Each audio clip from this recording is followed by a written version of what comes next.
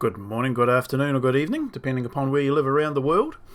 I'm carrying straight on from my other short video, and it was something within that video that I'd said that I didn't actually carry on and complete the thought. And that was about which videos that I've created should I delete and cull out of what I actually post for anyone to see. Part of my theme for drawing and interacting with people is that you see the warts and all version that then allows you to see the design process and my mistakes. I admit to my mistakes, because some of those mistakes could be valuable. Could be. They also could be a red herring or just dross that you watching don't really benefit from having to sit through. Many of the videos that you see, they'll have a title and you go, oh, that's why I want to look at that video. And then the subject matter is buried somewhere. And you go, well, that's clickbait, David. And I go, well, no. Well, yes, it is for me, and it's bloody annoying. And sometimes you need to know the kernel that they're trying to convey,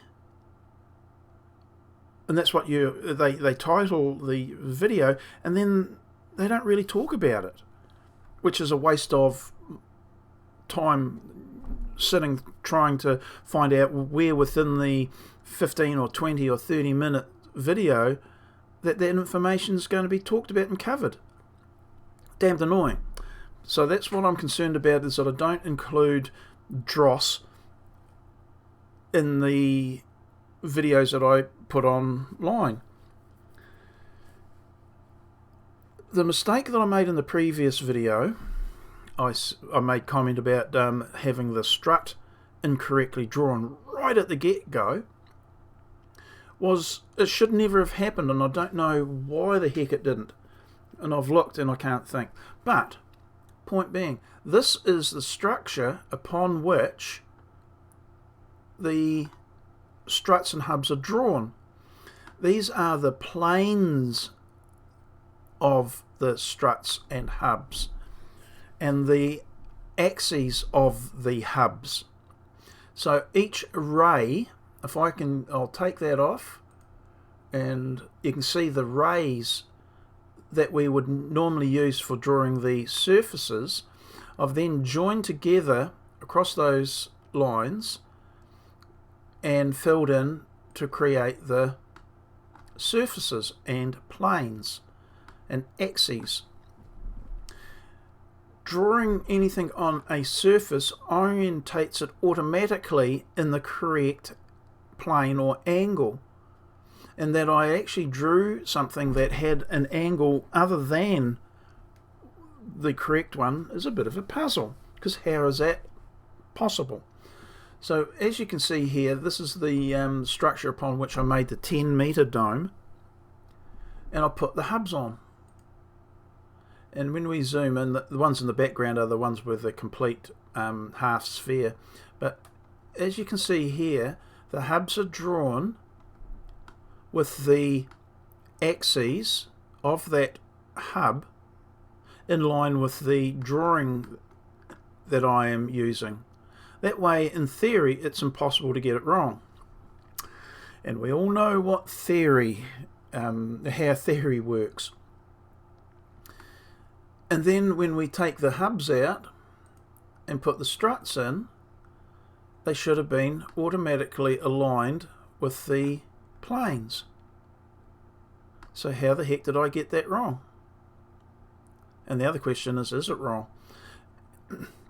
Because a perception in one area can lead to a confounding or confusion in another because of this 3D business. And I can't find the error. Thinking out loud. My mistake. Okay, I think I've already come up with the why this doesn't look out. It's because I've already adapted it, and this is still the drawing that's Yeah, this is the corrected drawing.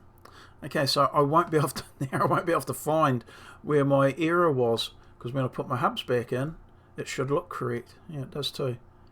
Darn! I've actually got ahead of myself, and now trying to find the error will be nigh on impossible. Oh well. It's a bugger when you get it right in the end and you can't find what the problem was. But here's the point. If I move this back along this line back to the line, you can see that how the surfaces interfere. That's telling you it's perfectly in plane. So this anti-aliasing or something it's called, I can't recall the correct term, is often seen as a problem. And I can remember one of the SketchUp people, the individuals that create the drawings and on the forum, she actually said that don't see it as a fault but as a feature. And she's quite right. If you use it correctly, or use it with a positive spin on it, it's a feature, not a fault. It can help you.